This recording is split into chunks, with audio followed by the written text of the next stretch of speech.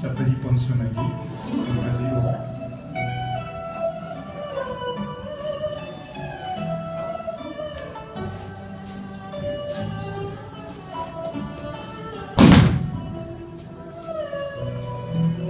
Donc en fait ici c'est les bras qui projettent. Voilà. Deuxième type de technique, il y a ce qu'on appelle les koshiwaza, donc c'est les techniques de hanche. Donc c'est la hanche, avec la hanche qu'on va projeter le partenaire. Un genre de prise ogoshi par exemple. Voilà. Donc en fait le partenaire passe sur la hanche.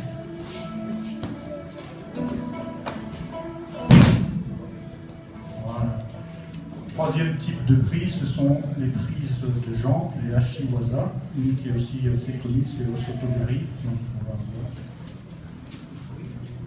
Alors celui qui fait la prise s'appelle Kori, celui qui l'a subi s'appelle Uke.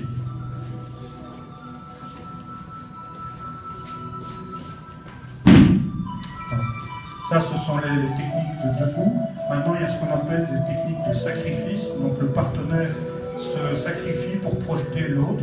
Donc il y a ce qu'on appelle les sutemi. Il y a les mai sutemi waza, donc c'est les sacrifices en projetant vers l'avant. Alors là, ça va être un peu juste pour eux, mais on va essayer de mon œil.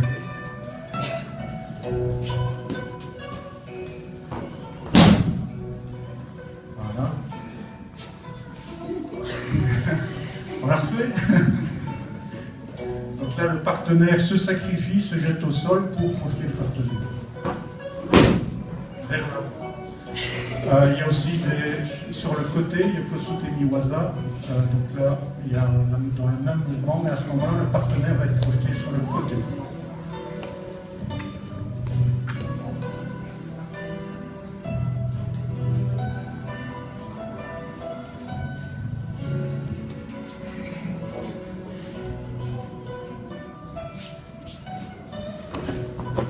Voilà. Donc évidemment, pour ce genre de prise, il faut beaucoup de place. Donc comme vous voyez, au niveau du judo, il y a toujours le respect du partenaire. Donc la première chose qu'on fait, c'est qu'on doit saluer son partenaire avant de commencer. Et on salue son partenaire une fois qu'on a terminé. Et quand vous faites les projections, le partenaire retient toujours l'autre. Donc vous avez bien vu qu'on ne projette pas en lâchant des deux mains. Il y a toujours une main qui le retient. Donc l'idée, c'est de projeter le partenaire, mais pas de le blesser. Alors, comme autre technique, vous avez également des mouvements au sol. Donc il n'y a pas uniquement du travail debout, il y a aussi du travail sur le sol. Et dans les mouvements au sol, il y a ce qu'on appelle les osaikomi, c'est-à-dire des immobilisations. Le but du jeu est de contrôler le partenaire, le dos au sol, et l'empêcher de se dégager. Donc par exemple, ils vont montrer une prise en désakatame. Donc comme vous voyez, toutes les prises sont en japonais, donc il faut faire un peu de japonais quand on fait du jeu.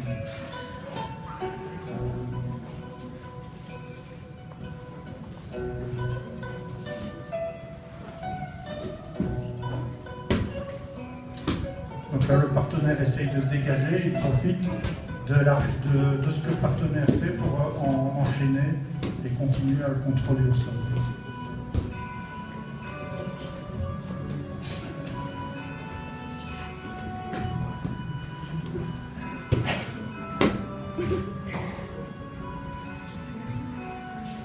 Au niveau des passages de grade, donc pour les prises de les ceintures de Q, donc passer ceinture blanche, jaune, vert, orange, puis vert, bleu, ça se fait au club.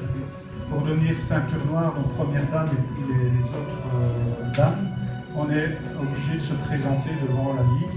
Et donc là, il y a tous les hauts responsables de la ligue qui sont là, donc les 6e, 7e, 8e dames, et chacun nous présente devant un jury son programme, donc il y a un programme spécifique par dame, et donc le passage avec des cotations, et il faut obtenir 12 sur 20 pour réussir son grade, en n'ayant évidemment aucune cotation en dessous de 10 sur 20.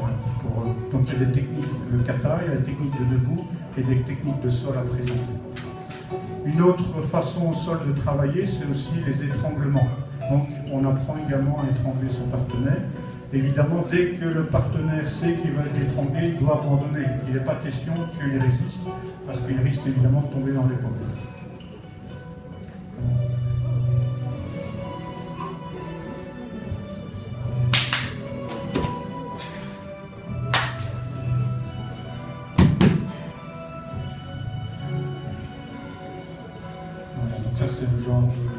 l'étranglement. Bon, il y en a beaucoup et différentes variantes à connaître pour les examens.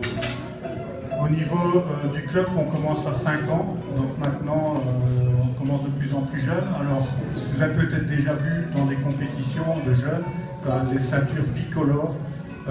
Comme il faut avoir 15 ans pour être ceinture noire, si on commence à 5 ans, l'objectif c'est quand même de voir que les élèves progressent. Donc on a créé des ceintures intermédiaires. Donc il y a la blanche et jaune, et puis c'est jaune, et puis jaune et orange, et puis c'est orange, et puis orange et vert, et puis c'est vert. Ce qui permet d'avoir au moins un grade chaque année différent et de voir les élèves progresser.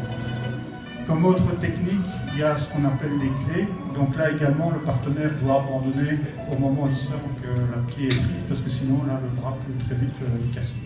En judo, on ne fait que des clés de bras. Toutes les autres sont strictement interdites. Donc ici, c'est Juji Gatame, c'est une prise qu'on voit souvent en compétition. Donc voilà.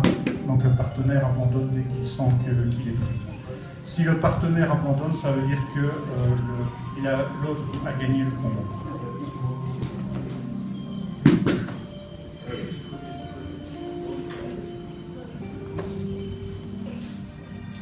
Alors, il y a d'autres possibilités de travail au sol. Il y a notamment ce qu'on appelle des retournements. Donc le partenaire peut se mettre à 4 pattes pour se protéger. Et là, il y a évidemment des techniques pour essayer de le retourner et l'immobiliser.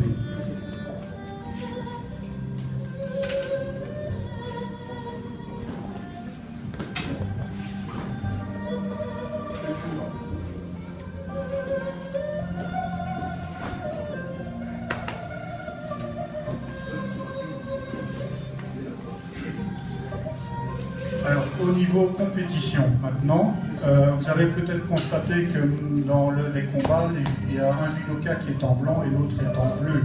En fait, c'est pour les besoins de la télévision, donc on a décidé, pour pouvoir faciliter les spectateurs, de faire la différence entre les deux partenaires. L'un est maintenant en judogi blanc, l'autre est en judogi bleu.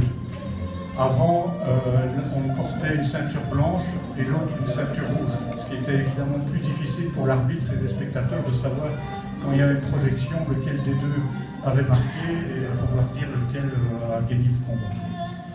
Alors, ici, je vais vous expliquer comment on marque les points en compétition. On a ici Christelle, qui, il faut quand même le signaler, a été 3 fois vice-championne de Belgique junior. Donc au niveau du club, il y a quand même du répondant. Oui.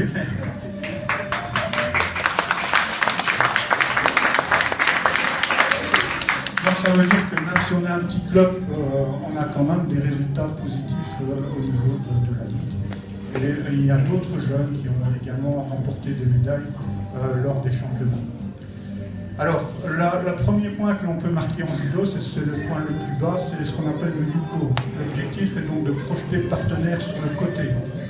Donc si le partenaire tombe sur son côté, donc Christelle projette, elle essaye, voilà. En fait, là, on marque un yuko. Donc Christelle marque un yuko. Si le partenaire tombe sur le derrière,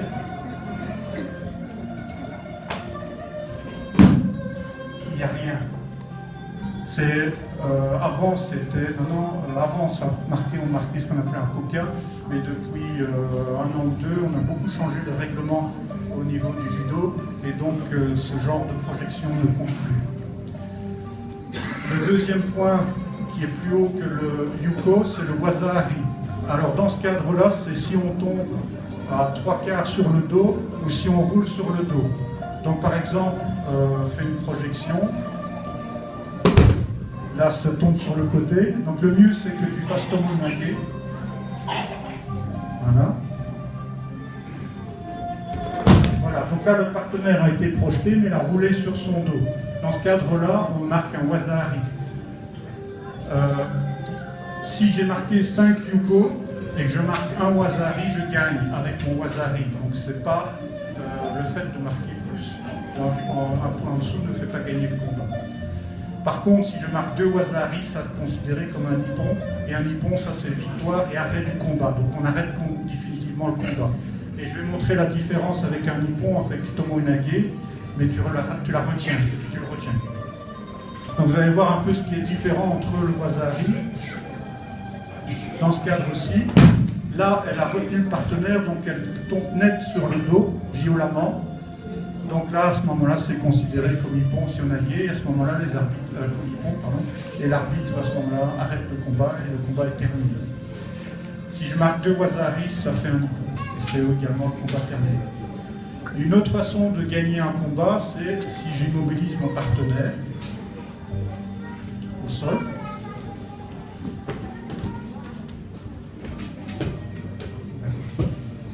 Donc là, celui qui est en dessous a 20 secondes pour sortir. Si au bout de 20 secondes, il n'est pas sorti, le combat est gagné par ippon. Alors si c'est 15 secondes, il sort après 15 secondes, ça devient un waza-ari. S'il sort après 10 secondes, il gagne un ippon. En dessous, ça ne compte pas. Tu peux le prendre en immobilisation et en contrôlant une jambe. Donc si le partenaire qui est en dessous, en se dégageant, parvient à prendre une jambe et à la coincer, à ce moment-là, ça ne compte plus. Donc malgré que le partenaire est sur le dos, ça ne compte pas parce que la jambe est prise. Donc l'objectif de Christelle, ça va être de retirer sa jambe, et dès que la jambe est retirée, l'arbitre va commencer à déclarer de compter. Et donc là, on va commencer à compter les secondes. Et celui qui est en dessous, son objectif, c'est soit de prendre la jambe, soit de se mettre sur le dos. Alors, au niveau du club, il y a trois types de cours. Il y a un cours